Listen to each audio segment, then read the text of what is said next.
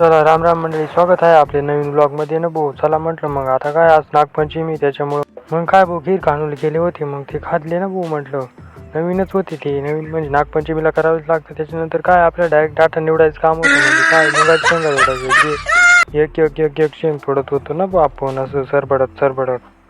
मग काय कढई तर भरतच नव्हती. त्याच्यानंतर आपल्याला आंबे लावायचे होते भाऊ. मग काय एका दणक्यात 5 आंबे लावून टाकले भाऊ आपण, रपारप. त्याला म्हटलं आंब्यांना पाणी वगैरे टाकून देऊ. मग पाणी वगैरे टाकून दिलं. त्याच्यानंतर आपण डायरेक्ट निघालो थेट आता वावरात काय आपल्याला कांद्याला वावर तयार करायचं होतं. ते पण रोटरवर पाळे काढत होतो आपण. त्याच्यामुळे म्हटलं चला आता. मग काय आता चाललं भाऊ, संपत आलं आपलं लोटरचं काम. त्याच्यानंतर डायरेक्ट काही संध्याकाळी वावरात आलो भाऊ. म्हणजे वावरात कशाला आलो, तर वावरात आपण आलो भाऊ शेवपापडी घ्यायला. शेवपापडी म्हणजे ही भाजी शेवपापडी.